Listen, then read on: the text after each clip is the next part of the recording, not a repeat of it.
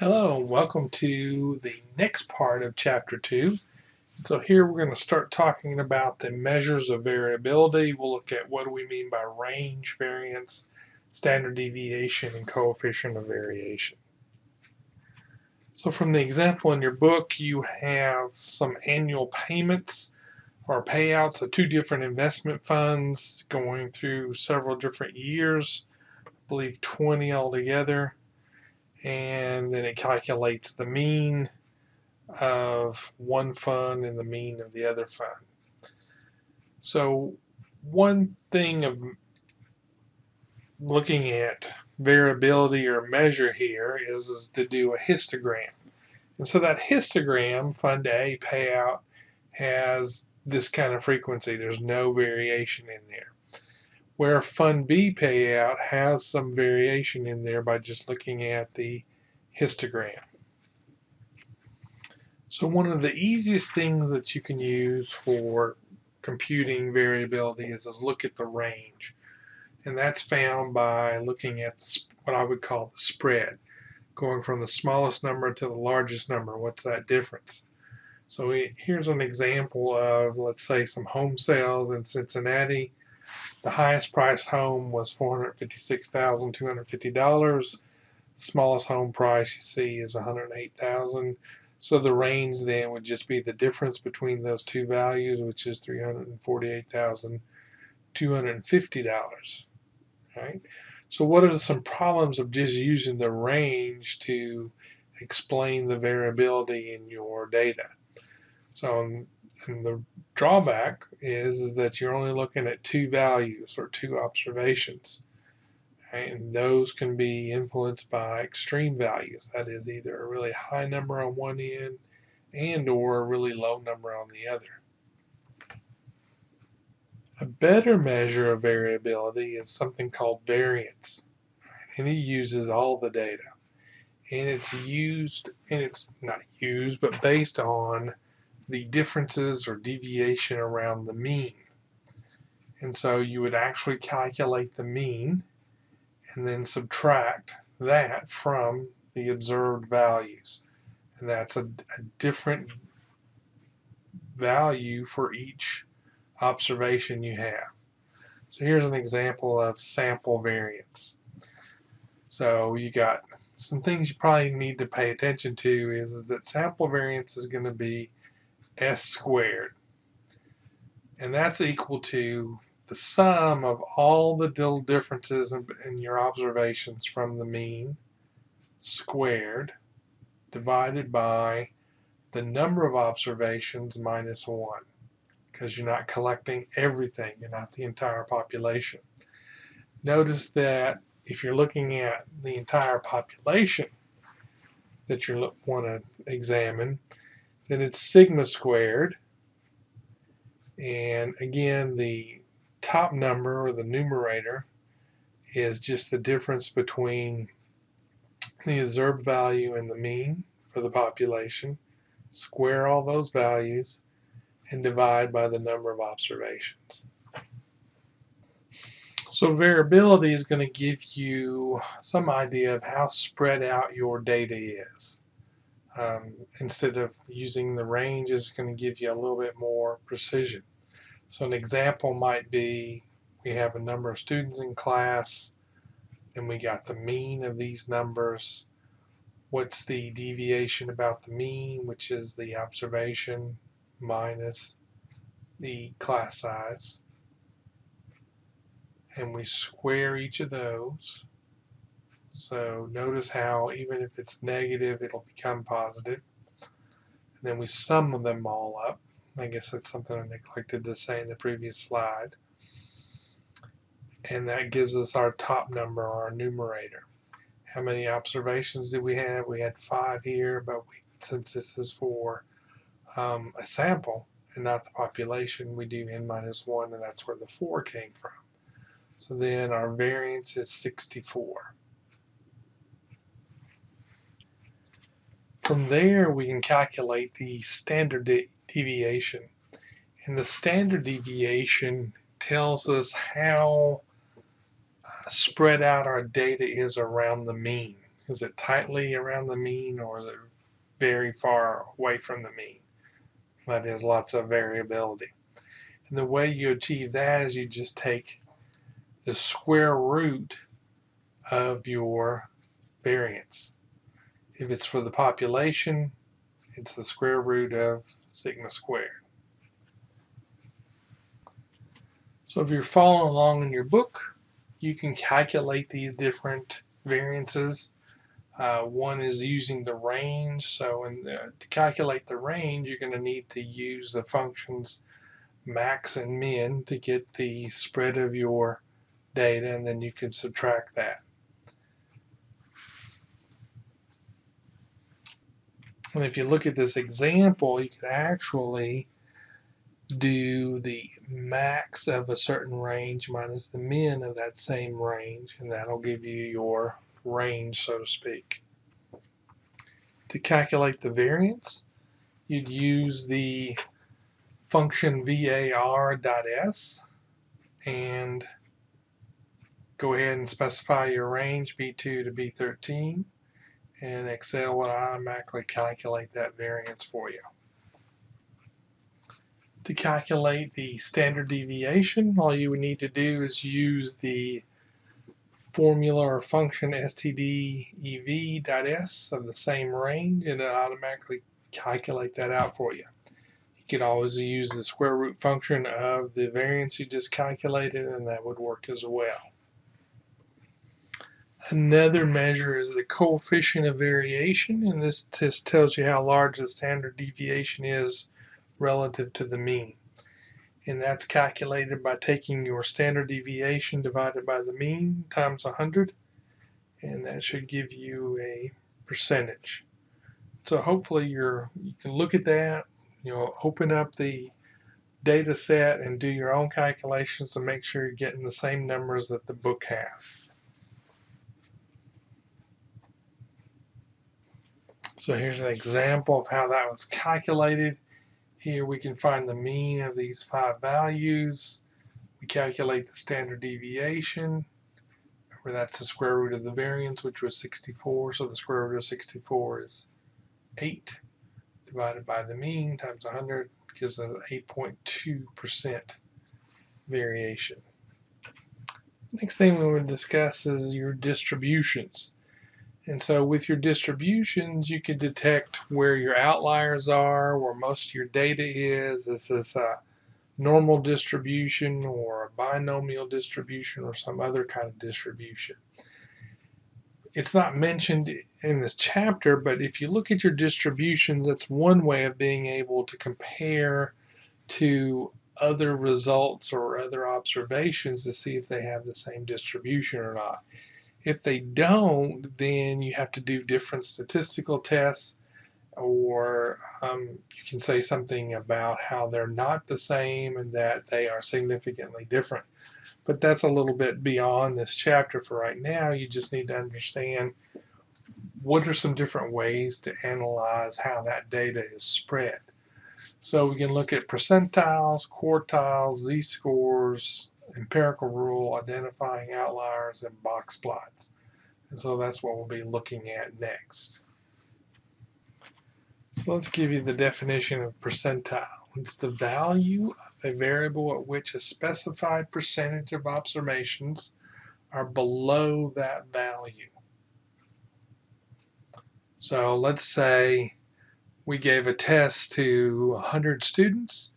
What percentage of the students made below 60? So that would be our percentile. So the pth percentile tells us a point in the data where approximately p% of the observations have values less than the pth percentile. So also approximately 100 minus p% of the observations have values greater than pth percentile. Now think about that for a minute. If 25% were below 60, then what percentage is above 60? It would be 75%, because it's always got to add up to 100%. So that's what this is saying right here. Nothing too magical about it, but sometimes you don't think that way, And you just need to think it's always got to add up to 100%. So what percentage would be above or below a point if I know that other point, first point of what percentage is above or below something. So let's work through a problem. Here we have some home sales data, and we want to know the 85th percentile of home sales data. So the first thing you do is you arrange the data in ascending order, so lowest to highest. So then when using our formula, the percentile of the 85th percentile, so we have 85 divided by 100, so P is our percentile. We have 12 observations plus 1, that was part of our formula, so it's 11.05. So the interpretation of L85 is the 85th percentile is 5% of the way between the value of 11 and 12. So somewhere between here, 298, and 456, 250. So how do we get that extra 5%? Well, that 5% is the difference between those two values. So we've got our initial, that 298, and then 5% of that difference, which is 158,000, and then we add that on our 298. And so that 85th percentile of our range of values is $305,912.50. So 15% of that is above that, and 85% is below that value. If you understand that, then it's fairly easy to think about quartiles. Quartiles are just the increments of 25th or 25 percentages. So 25th, 50th, 75, and so on. So the first quartile, second quartile, third quartile. And there's a difference between the third quartile and the fourth quartile is also referred to as the interquartile range, and that'll be abbreviated IQR. Another thing that you can use for analyzing your distributions is the z-score. And so here that z-score can be interpreted as the number of standard deviations some observation is from the mean, right? So most of your observations should be about 3 standard deviations from the mean. So sometimes it also is referred to as the standardized value. It's fairly easy to calculate, and you should be able to do that. So let's say you had a bunch of observations. The z-score is the observation minus the mean divided by your standard deviation. Right, so z is the observation, the z-score for your observation, I should say, the sample mean, and then s is your standard deviation. So here we have an example. We have a number of students in our class, the deviation about the mean, that's the numerator part. And then we calculate the z-score. Remember the s was 8 from our previous example, so we see our z-scores. So for our class size data that has a mean of 44 and a standard deviation of 8, for observations with the value greater than the mean, the z-score is greater than 0. And for observations with a value less than the mean, the z-score is less than 0. So if we look at these z-scores some more, so then we got this first one has 0.25. What does that mean? It means that this particular score, 46, is 25.25 standard deviations greater than the sample mean. This one's above 44, so it's 1.25 standard deviations greater than the mean. This one's less than 44. You see the negative number, less than 44, negative number here. So how do you calculate that inside of a spreadsheet? So you can use a function called standardize. In order to use that, you're going to need to know the mean and standard deviation that it's looking for. So if we look at C2, standardize B2, comma, B15, comma, B16, where B15 is the mean of the home sales and B16 contains the standard deviation of the home sales. Both of those are going to be the same in every formula that we use for each home. So that's the reason why it's absolute. Then you can just copy that formula down. So again, I would urge you to pull up the data set, the Excel spreadsheet, play with that, see if you can achieve the same results. Another measure of your distributions is something called the empirical rule. So the empirical rule looks at a distribution that tries to be symmetrical, bell-shaped. Right? And so one thing you can answer with that is what percentage of the data values are within a specific number of the standard deviations of the mean. So if it has a bell-shaped curve in your distribution, you can say 60% of whatever you observed is within one standard deviation. 95% of what you see should be within 2 standard deviations, and almost all the data should be within 3 standard deviations. So think about that. If you have data that's outside of that 3rd standard deviation, that might be an indicator that it's an outlier, that it's not really part of the pattern you're observing. Right? So the example for this empirical rule that your book uses is, think about the height of adult males in the United States. So the mean might be 69.5 inches and a standard deviation of approximately 3 inches. So we could say that 68%, this 68% of adult males in the United States are between 66.5 and 72.5 inches. So it's plus or minus whatever that mean is. So 69.5 minus 3 and 69.5 plus 3.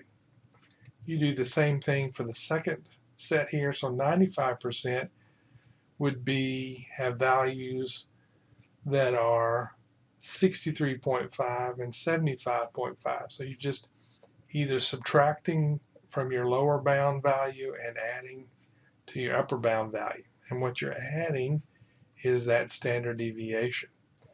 So then you could say that almost all the adult males in the United States have heights between 60.5 and 78.5. So that would be, if the standard deviation was 3 standard deviations would be 9 inches.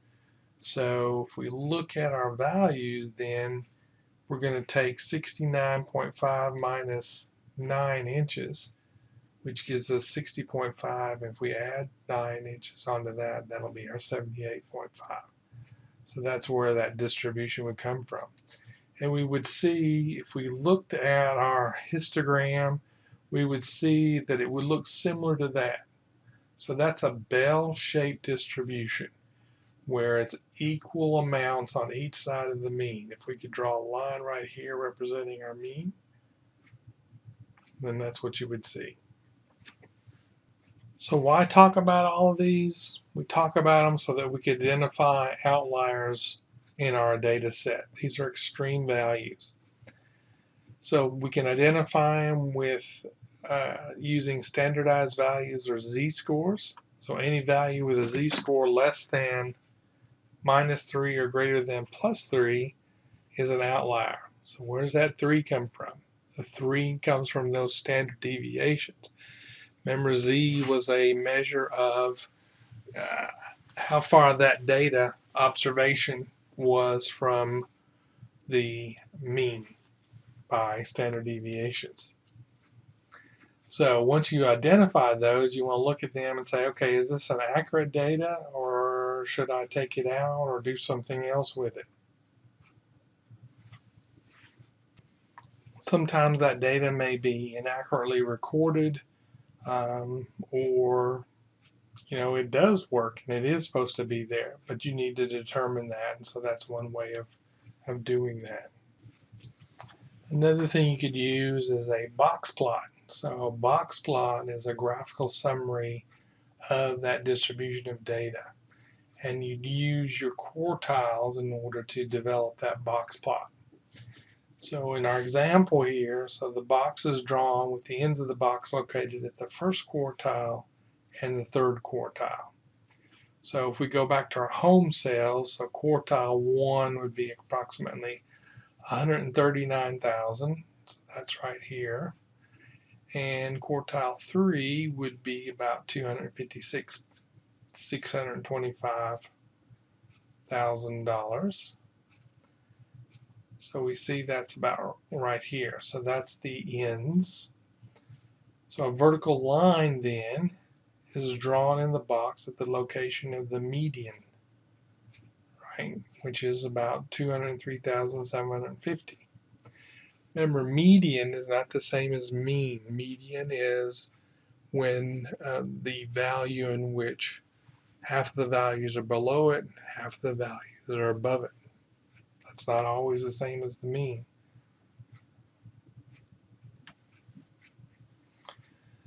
So continuing on here, then by using this interquartile range, remember that's the difference between quartile 3 and quartile 1, you want to set some limits. And the limits for the box plot are 1.5 times your IQR, below Q1 and above Q1.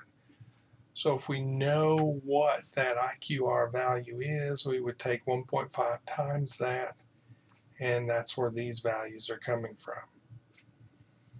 So thus the limits are, let's say, 139,000 times 1.5 times this IQR is 117,625.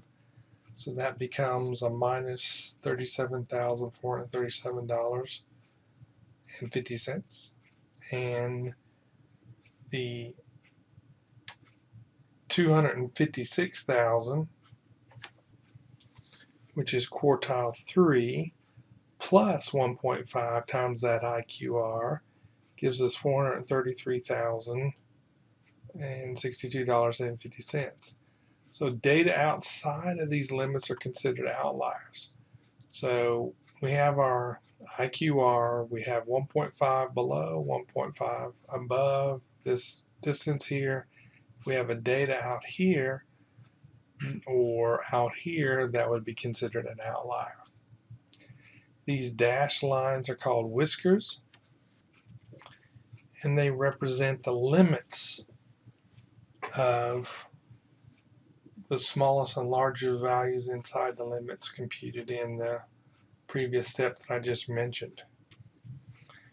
So that means we're looking at whatever this quartile 1 value was minus 1.5 times that IQR, which brings us to 108,000. And then we've got our quartile 3 plus that 1.5 times our IQR. That brings us to 298,000. So in this example, we have box plots for comparing the sales prices in different communities. So the most expensive houses appear to be in the shady side, and the cheapest houses in Hamilton. So shady side is way up here, and then we've got Hamilton here. The median home selling price in Groton, this one, is about the same as the median home selling price in Irving, which is this one. So they look about the same. However, home sale prices in Irving have a much greater variability, and you can see with those whiskers what that variability is. So the most variability appears to be in Irving and the least variation in Groton. So Groton is the only location considered as an outlier. So you see the little asterisk there. Right, that most homes, but if you look at all of them, then most homes are very similar prices in Groton, so the selling price doesn't have to be too far from the median to be considered an outlier. And so that's what the little tight blue boxes here are showing. So now that you understand what box plots are showing you, then work your way through this example that's in your book and just to see how a box plot is created in Excel. So I wanted to just show you real quickly how to create that box plot. So I open up the home sales comparison, and I'll highlight all my data, including my labels that I want on the graph. Then I'll go to Insert. I'll go to Recommended Charts. I don't see what I'm looking for there, so I'll go to All Charts, and if you'll notice that down here is a box and whisker. I'm going to go ahead and click OK. And once you see that, it puts it on there. These values here are not so much outliers, they are the medians of the different towns that you have.